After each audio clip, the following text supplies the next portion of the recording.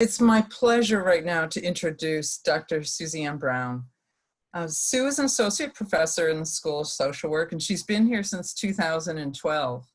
She received her PhD from Case Western in 2012 and her MSW from Smith College in 1994. Her research interests are in the area of social support and networking for women and mothers with substance use disorders and trauma history. She's a leader within our School of Social Work. She oversees our curriculum and interpersonal practice, and her 25-year history as a clinical social worker really is an asset to the school. But more than that, she's also a leader on the national front. And Sue actually is a co-leader of one of the social work grand challenges. And if you haven't heard that yet, this is a national movement across all schools of social work to focus on 12 specific areas that all schools should move forward on. And in particular, she is a co-leader of the Grand Challenge to eradicate social isolation. And she recently edited a special edition of Clinical Social Work on social isolation. So as you can see, she has quite a bit of expertise to share with us tonight. So without any further delays, please, Sue Brown. Thank you so much, Dean Kubiak. And welcome everyone. I'm so happy to see all these people here. Thank you for coming. So tonight I'm going to be talking about the relational aspects of social work as a profession and what these times, our current context and social distancing means for those of us who are social workers and our roles as social workers. Hang on a second and let me fix this. Okay. So what do I mean when I talk about social work as a relational profession? Well, let me start with our values and ethics, right? The mission of the social work profession is rooted in a set of core values. And those core values are embraced by social workers throughout our profession's history. They are the foundation of social work's unique purpose and perspective. And our values include service, social justice, the dignity and worth of the person, the importance of human relationships, integrity, and competence. So given this value of the importance of human relationships, what are the principles that flow from that? Well, the ethical principles specifically that we as social workers recognize the central importance of human relationships, that we understand that relationships between and among people are an important vehicle for change. We as social workers engage people as partners in the helping process, and we seek to strengthen relationships among people in a purposeful effort to promote, restore, maintain, and enhance the well-being of individuals, families, social groups, organizations, and communities. Attention to relationship and social exclusion were central to the early social work pioneers. Mary Richmond was the developer of the social casework method. She set the stage for our current ethics and values and the idea that the helping relationship is central to social work practice. Jane Addams forged the settlement houses that helped immigrants to facilitate social connectedness between rich and poor, immigrants and non-immigrants across urban communities. Mary Church Terrell, her work fought against social exclusion, especially for African-American women. And Tyra Edwards worked around the world as a union organizer and organizer of childcare for Jewish children in response to the Holocaust. All of these pioneers worked toward helping individuals, families, and communities develop interpersonal connections and inclusion into a larger society. Relationship was prioritized throughout early social work practice.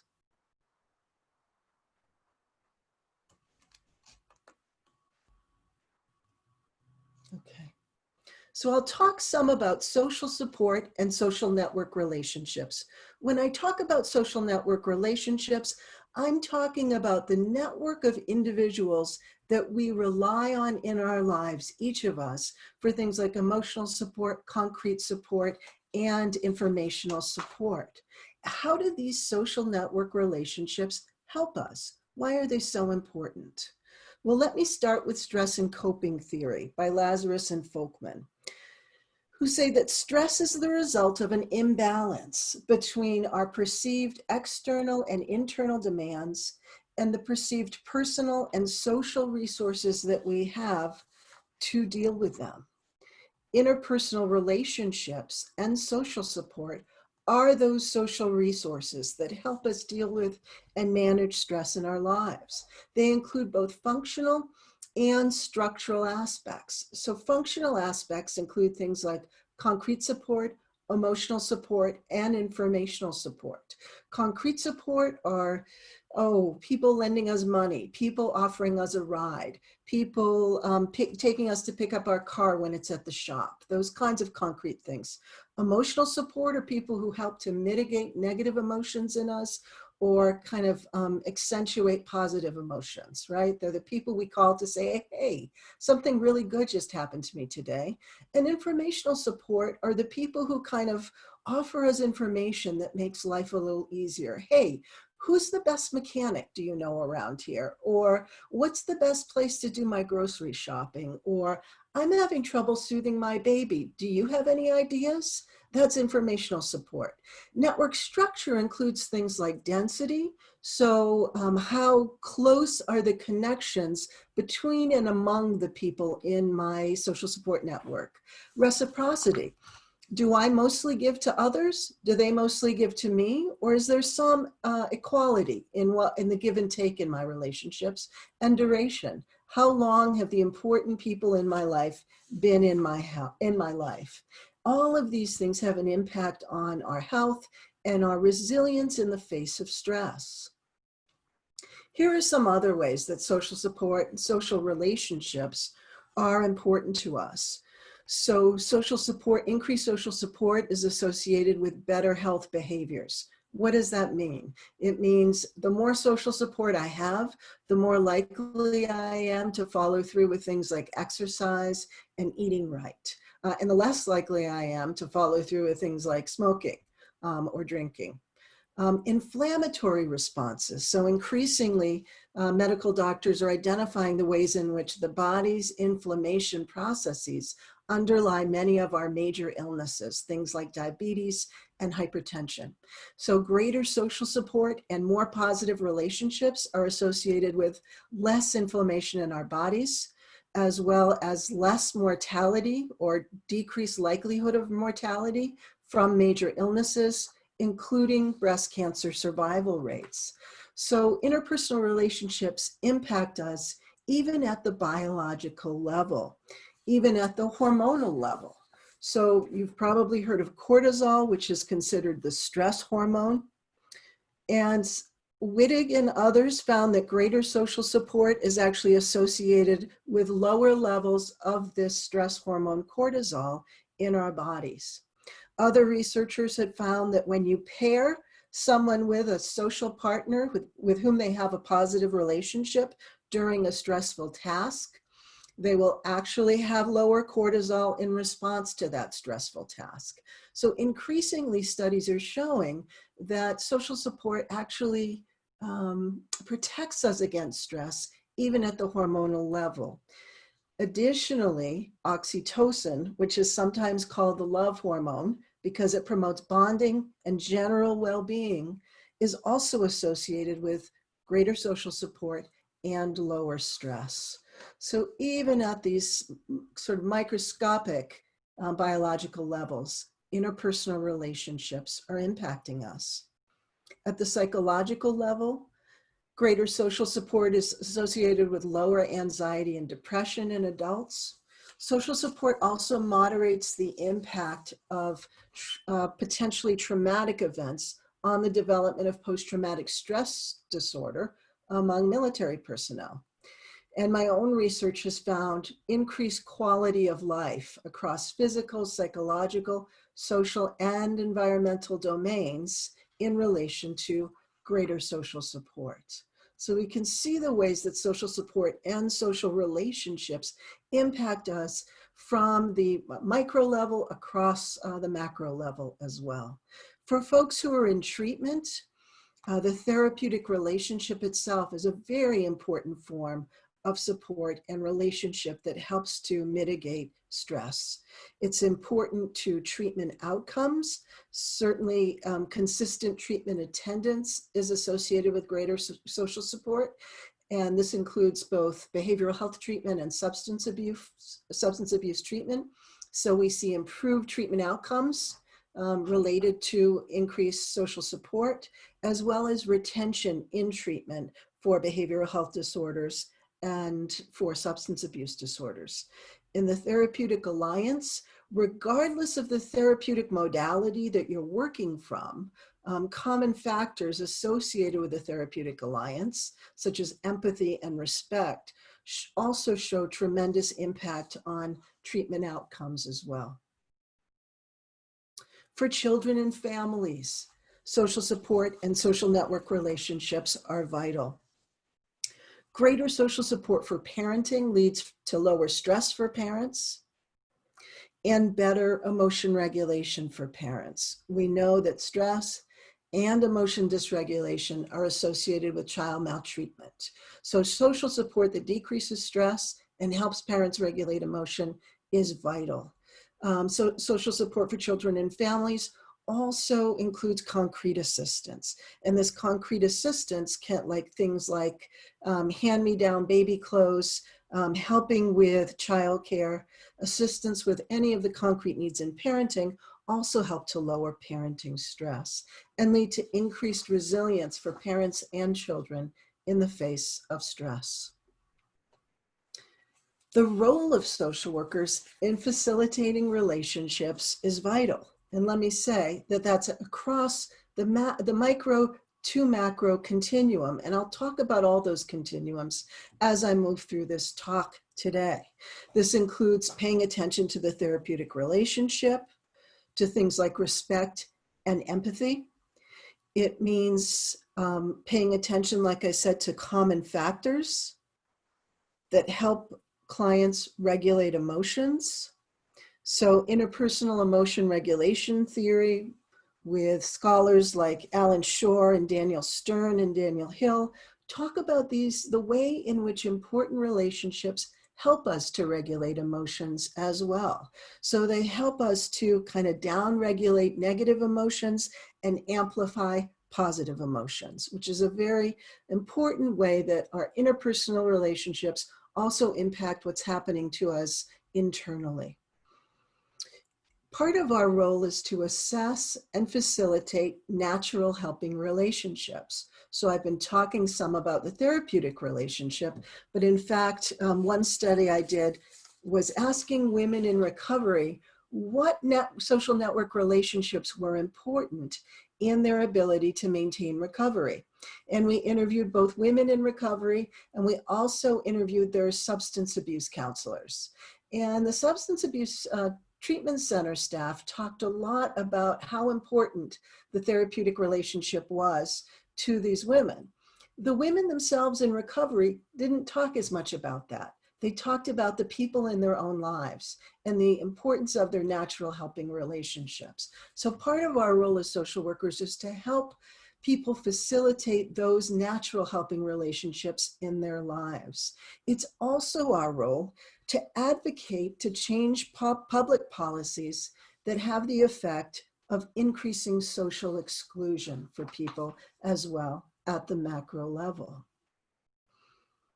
The current context that we're in, excuse me, of course, has an impact on practice. And here I'm really talking about the COVID-19 pandemic and the ways in which it's actually changing social work practice as we know it, as a result of the need for social distancing.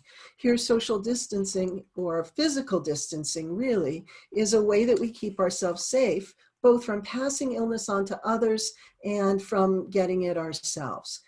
Originally, when this started, I think many of us hoped for short-term changes, and we're seeing that these are changes that, are potentially going for a while and are actually changing the way that we practice. Additionally, the pandemic has a disproportionate impact on people. So it's disproportionately affected African American communities, Latinx and Native American communities, urban communities, and people who live in poverty. All of this changes the nature of social work practice and limits our face-to-face contact with individuals and communities, which is part of what I'm going to continue to talk about today.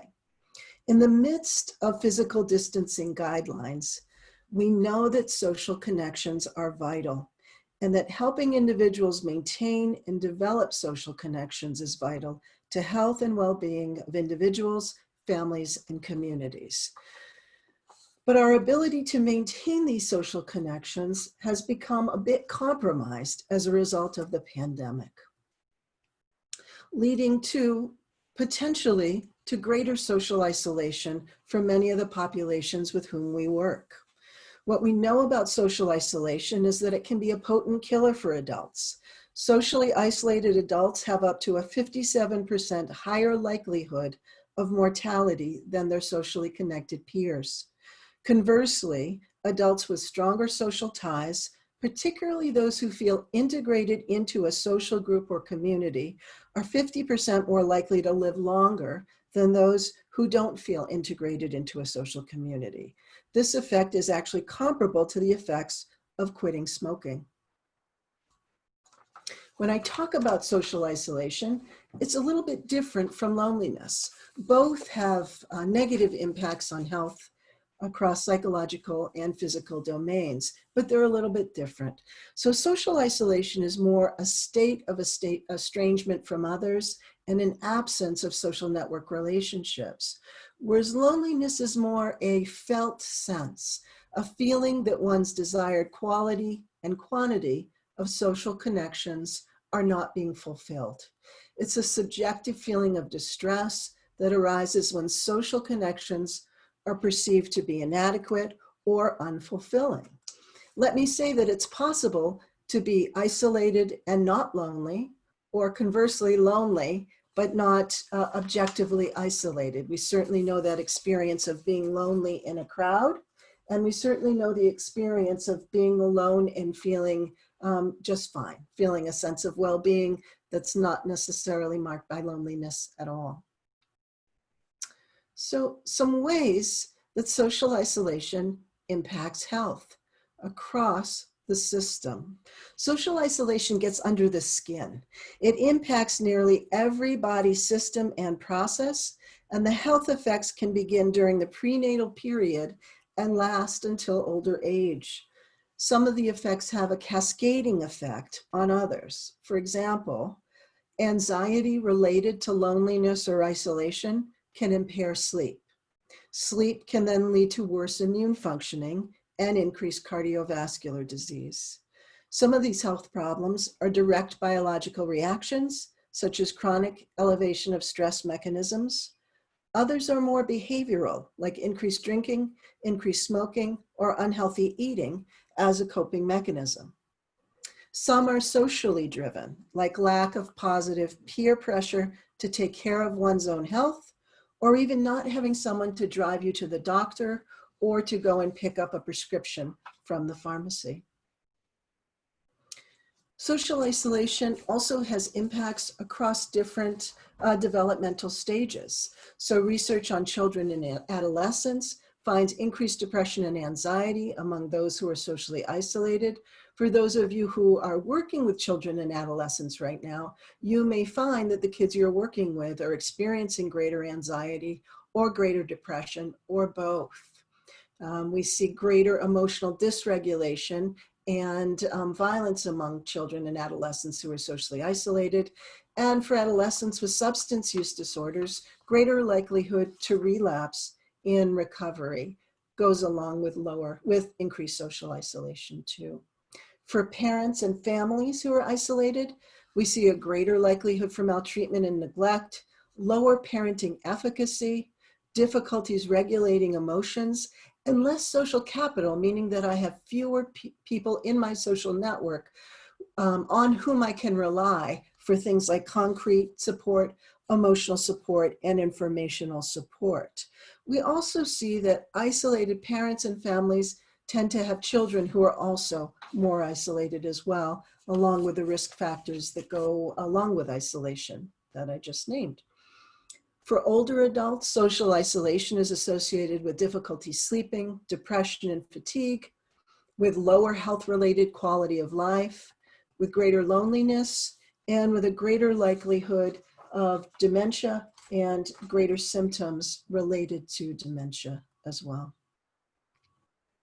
At the macro level, social exclusion and discrimination impair access to supportive relationships and also create a greater burden of stress.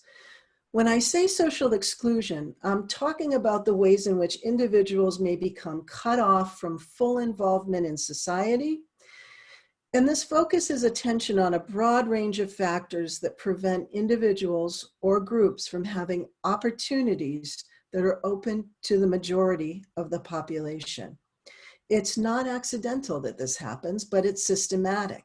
It's a result of structural features of society.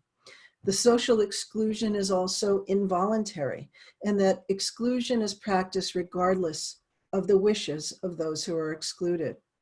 Social exclusion and discrimination also lead to the disproportionate impact of COVID-19 on some populations. As social workers, we consider the macro context as well, and the ways in which social injustice may lead to micro-level consequences, such as isolation and illness.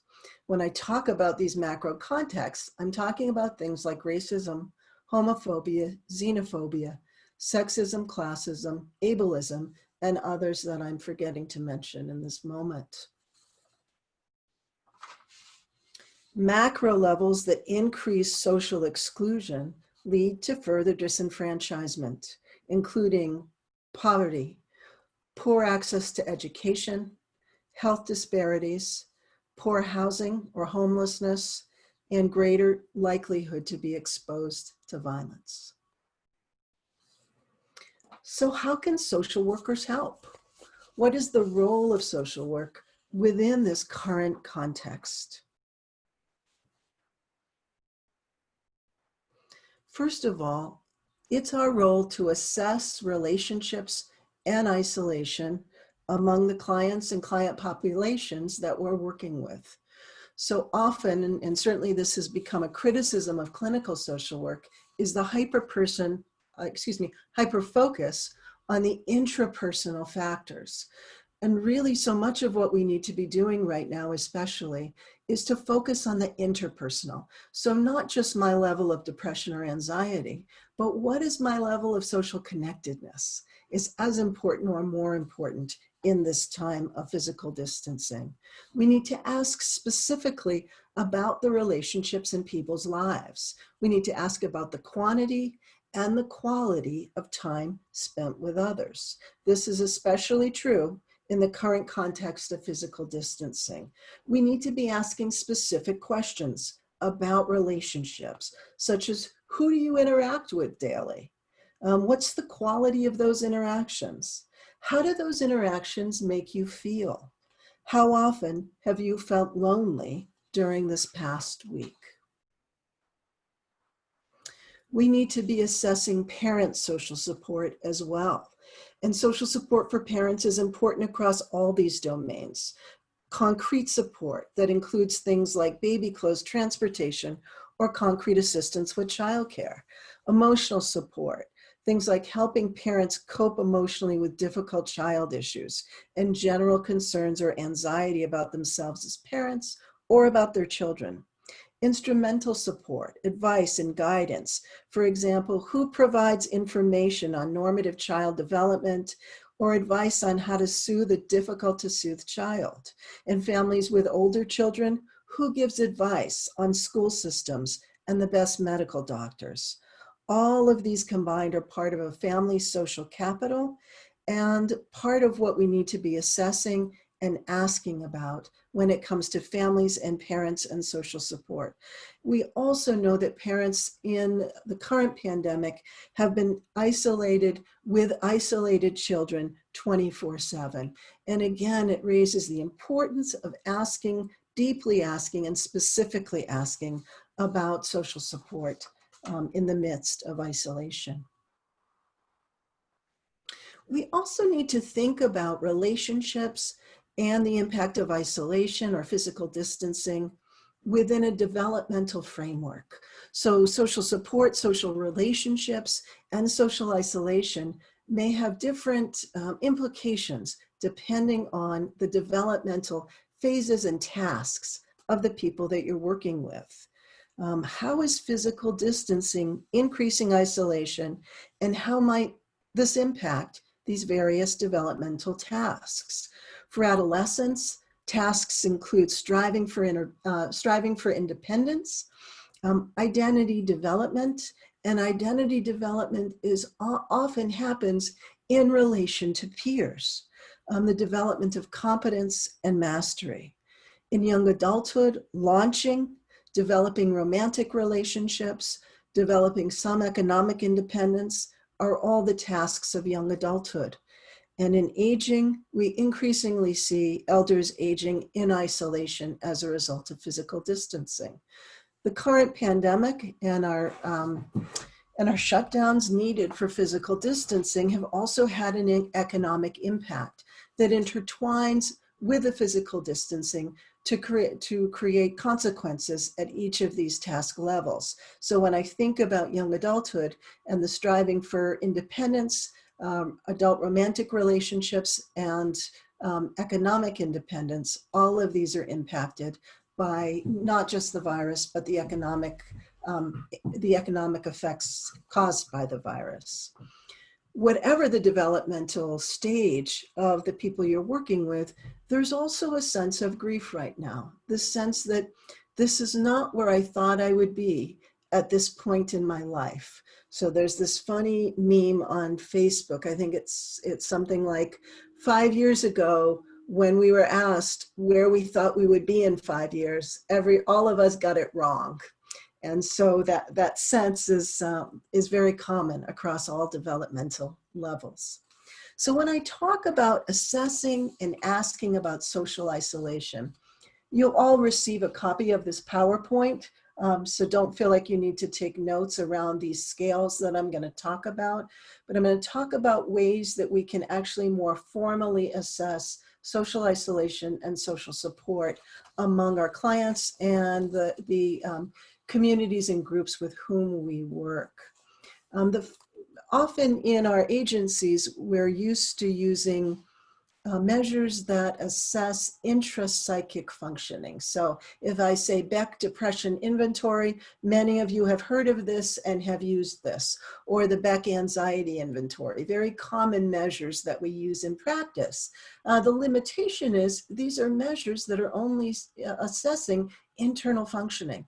Rarely do we use measures to actually assess interpersonal functioning, which I think need to be much more embedded in our practices. So the first measure is called the multidimensional scale of perceived social support. All of these measures are relatively short and easy to use.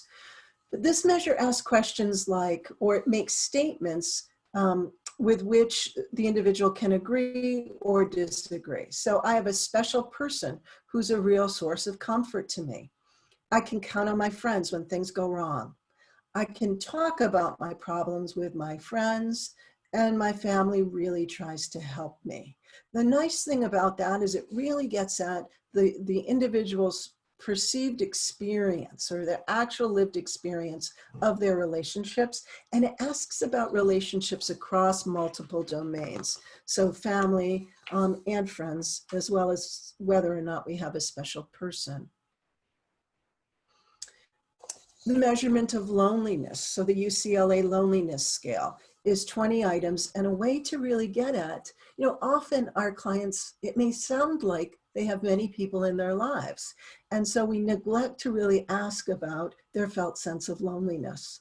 And we do know that our clients can have many people in their lives and still feel lonely. So some of the questions asked on this scale: how often do you feel that there's no one you can turn to? How often do you feel part of a group of friends? How often do you feel left out? If we want to assess family support or support for parenting, the family support scale is also an important tool. The nice thing about this scale too is it assesses where support is coming from for any parent. So it assesses across so many domains of families' lives, from parents to friends, to coworkers, to church, to other professionals, all these domains. And it asks to circle the degree of helpfulness of people in each of those domains, so that we can get a sense of where does support actually come from for this family, and do we need to help this family expand where they're getting support from.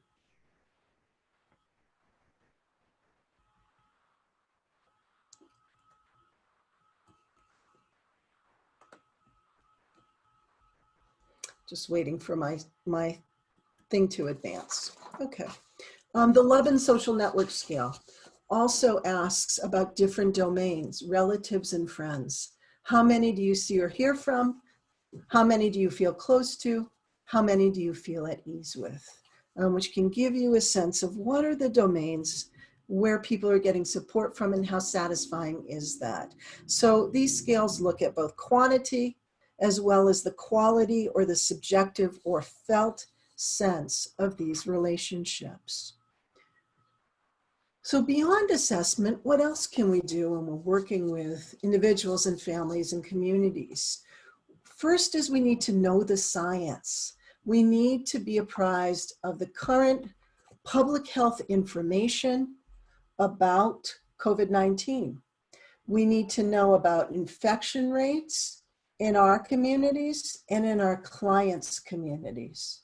We need to help our clients identify the risk factors that they have.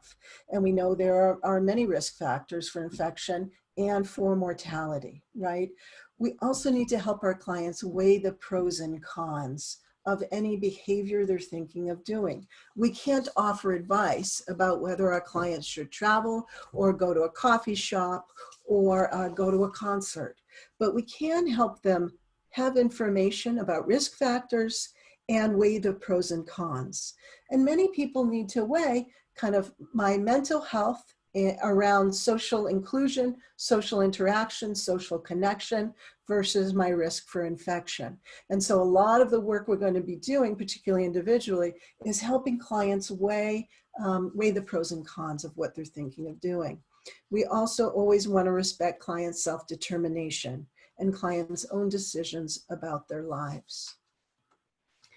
It also behooves us to know the technology platforms, right? Now, some of us have already been practicing telehealth and are very skilled at using technology platforms. Many of us aren't. And so it's moving into a whole new age of educating ourselves about technology platforms.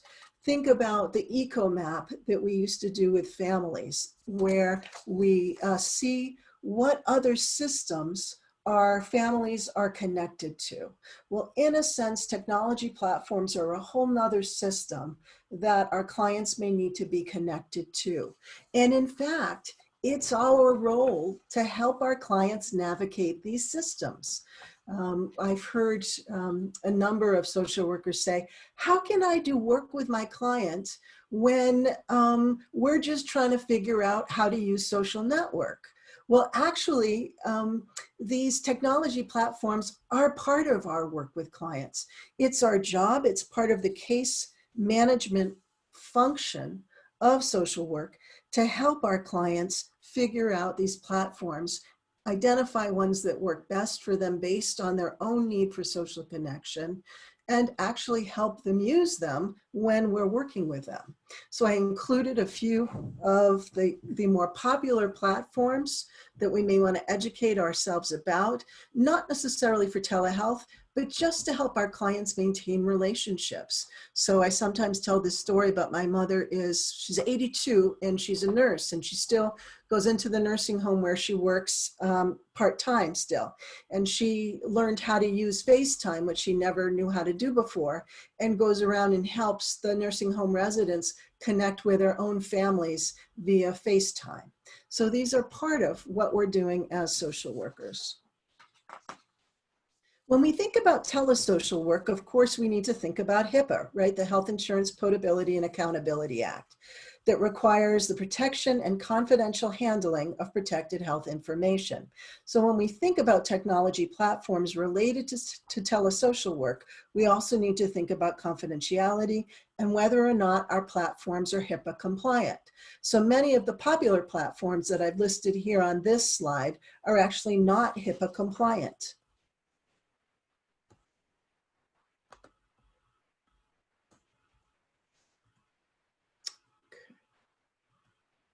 All right. Helping clients use social media platforms to maintain access to physical healthcare, behavioral healthcare, and substance abuse treatment services are all part of our jobs. And it's also important for us to try and maintain the therapeutic alliance via these platforms. Many of us aren't crazy about these platforms because it requires us to work harder to maintain that relationship.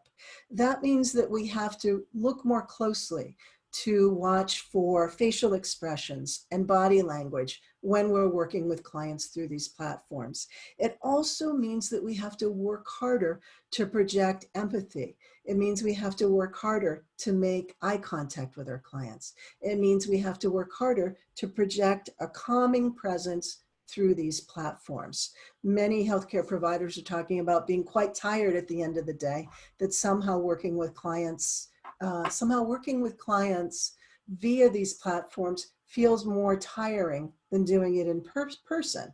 And some of that is because we are working harder. We're working harder to notice what's happening with the clients and groups we're working with. We're also working harder to project the kind of therapeutic aspects of our personalities that we try to project.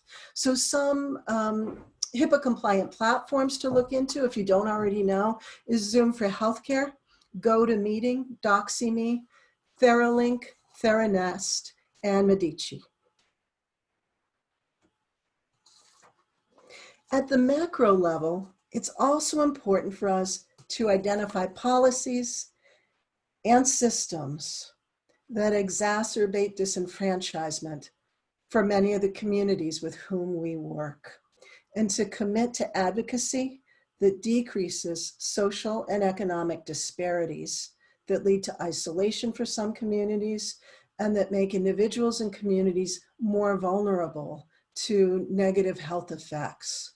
So community organizing and advocacy to enhance social connection and social inclusion to further social justice is a very important part of our attention to relationships in the social work profession. So let me conclude with Helen Keller's words. Alone we can do so little, while together we can do so much.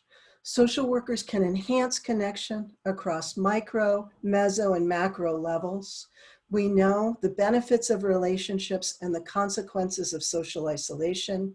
And we know that our current social work context requires innovation, creativity, and commitment to the ethics and values of social work. Thank you so much. And we're going to open it up for questions and comments.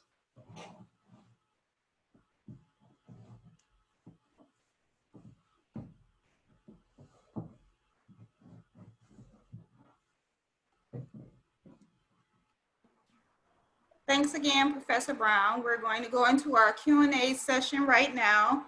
And just a couple of reminders. Please raise your hand. Use the raise hand icon to ask Professor Brown a live question. Again, if you're unable to unmute yourself because of any background noise, please enter your question into the chat box, and the Alumni Relations colleagues will filter those questions to Professor Brown on your behalf. And if you can please switch to gallery view, it will give you the full experience of the live questions and answers with Professor Brown.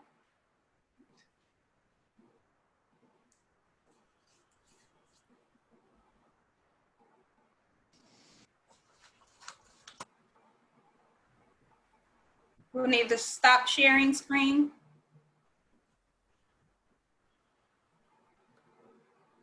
Okay. That's great.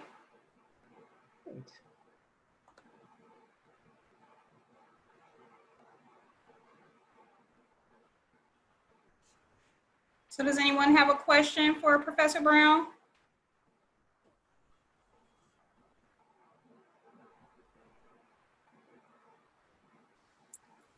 I have a question. Do I have to type it? I'm sorry. No, live question is fine.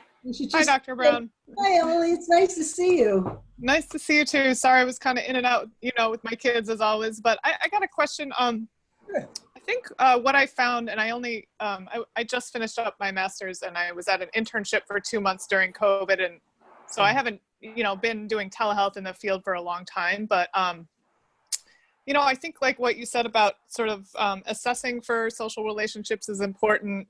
But I think, how do you convince families or talk to them about how social relationships are important? I think there's a lot of people that are stressed out by the end of the day and, they recognize it's important, but really figuring out how to just incorporate it in their life and take that extra step when they've been working and they have like young kids it's a hard sell.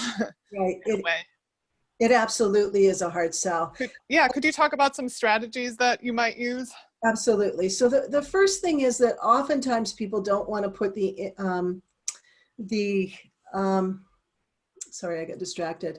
The effort into interpersonal relationships, in part because their history of relationships has been one where relationships aren't reciprocal. So where people actually require a lot more than you want to give, and there isn't a reciprocity there. So sometimes it's, do you have the skills to set limits?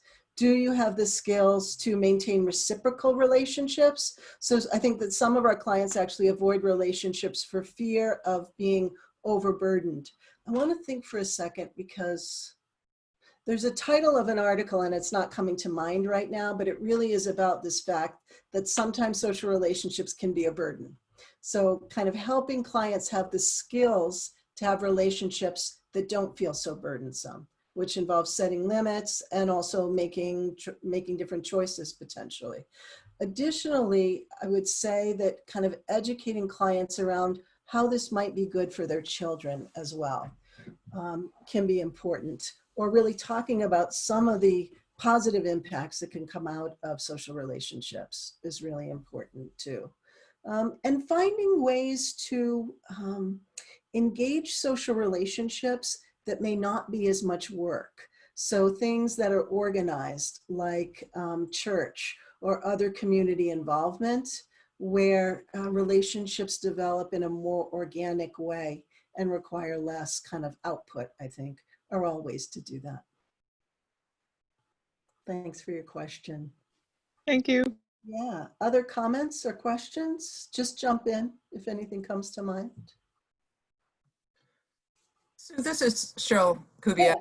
And, please ignore my horribly written question in the chat box, so I'll just say it. I mean, a couple of things. I've heard from some of the community agencies that there is greater uptake from clients who are more willing to access social media or telepractice than commuting in for appointments. And Absolutely. I've heard that, but that's one thing. And the second part is, if this is going to be our way of life for the near future, well, what do you think the implications are? Oh God, great question. First of all, it's totally understandable to me that clients are liking telehealth. Often those of us who are providing services are at least middle class. We have no concept of what it means to take the bus to this appointment, that appointment, and the next appointment, or what it means to drag children along to do that. I often tell my students, take public transportation for a month to get everywhere you need to go, and let me know how that works for you. So we often sort of begrudge what we call no-shows or clients who cancel, and yet it really is a huge, huge burden to expect many of our clients to come into the office. So I'm not surprised at all that they're liking this. And I think the implications are that we need to become almost experts, I would say, in these kinds of platforms. We also need to be prepared to help clients access internet services. I think part of advocating for clients is also, how about access to the internet? There's a huge disparity in who has internet access and who doesn't have internet access. And given this, should that not be a right for everyone to have access to that, given that it's becoming the most important way that we connect with people right now? So I think internet access is actually a social justice issue too, that we need to start giving thought to in how we're advocating at the policy level. Can I tack on to that? What's the impact on, I learned a lot about family therapy. What's the impact on kind of group modalities and family practice? Mm-hmm. Right. I think what's happening, the clinicians I know are less likely to want to be doing that. And we need to get over ourselves a little bit, because I know a clinician who's using Doxy to do family therapy, and it's quite possible to do that. And I actually have done some family therapy via Zoom. And some of what's happening is we walk in with our expert hat on, and we always want to be the expert, understandably. I think we're uncomfortable being vulnerable, making mistakes, and not knowing. And we need to be willing to make those mistakes in order to do things like family therapy via these platforms, or even group therapy via these platforms. Remember that we're always asking our clients to make themselves vulnerable in relation to us. And sometimes we need to make ourselves vulnerable as well. I'll always remember when I first came out of graduate school, my first job in community mental health is I ran a support group for men with chronic and persistent mental illness. And part of this group was that the group facilitator was supposed to make coffee. And I had never made coffee in a coffee machine before. So I went to do it, and all of a sudden coffee's just like, the men are all sitting there waiting for group to start, and I've got coffee just spewing everywhere. And I thought, oh my God, what have I gotten myself into? And one of the guys jumped up and said, come on guys, the girl needs our help. And they all jumped up and they fixed the coffee machine and they cleaned it up. And I said, thank you so much. And then we got started. But we have to be willing to make mistakes. And honestly, the people we work with are so willing to accept our mistakes and happy to help in those moments too. So that's my long answer to say, I think family and group therapy is quite possible to do in Zoom if we're willing to take the risk. Other questions or comments?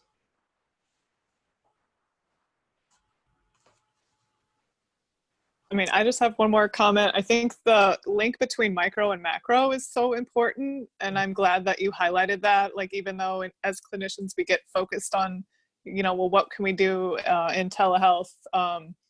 Just especially now with COVID and, all the Black Lives Matter protests, I'm glad that you link them so much, because that's really it. Like, you can tell people to connect with their own relationships only so much. These structural things are constantly preventing that from being successful. So I'm really thankful that you talked about that a lot. Right, absolutely. I mean, part of the social exclusion means that if we're in a disenfranchised community, we also have fewer social supports to draw from, fewer people who actually can help us in times of distress too. And I think one of the things that our current context between COVID-19 and Black Lives Matter really is kind of getting home to us is that context impacts us. Context impacts us right down to the biological level. And for those of us, I consider myself a clinical social worker. Interpersonal practice is important to me, but there's no such thing as mental health that's disconnected from context. So it absolutely matters.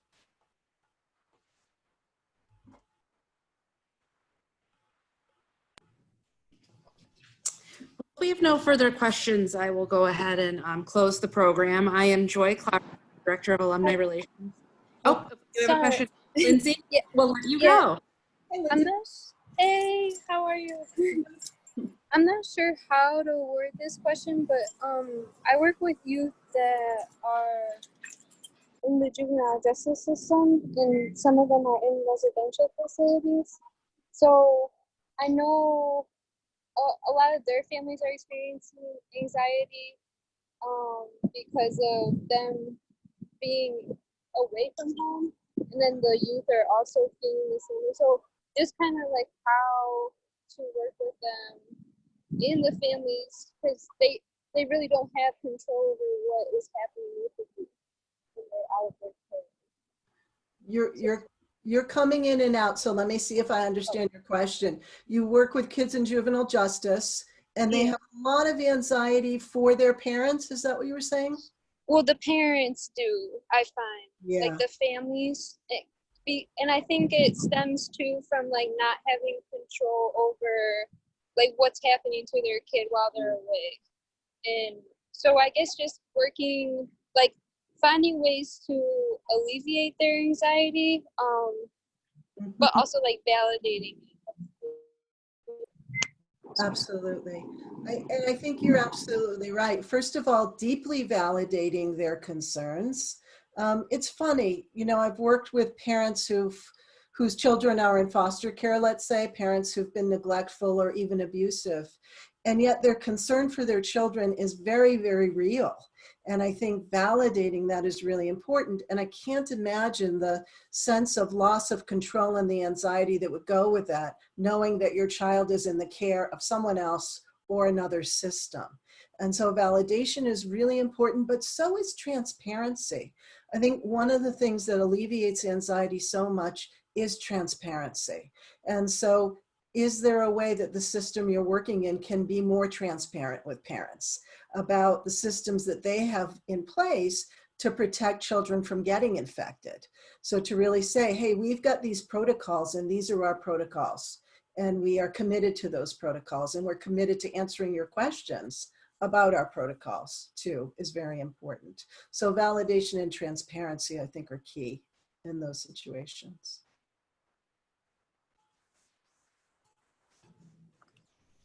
And do we have any more questions? Okay, so I will wrap up the program. Again, I'm Joy Clark. I'm the Director of Alumni Relations at Wayne State, and I appreciate you all taking time out of your schedules to join us this evening. Just to let you know, we did record the meeting, and so we will share that, as well as the professor's slides. So please feel free to share those with individuals that you know that might be interested in it. We will also be doing a survey. If you could please take the time to fill that out and to let us know of any other programs that you would be interested in hearing from the Alumni Association. And we appreciate Professor Brown taking time out of her schedule to be here with us this evening, as well as Dean Cheryl Kubiak. And again, if you have any questions, please contact the Alumni Office and we can connect you with the school. So thank you, and everybody have a good night. Yeah. Take care. Bye, everyone.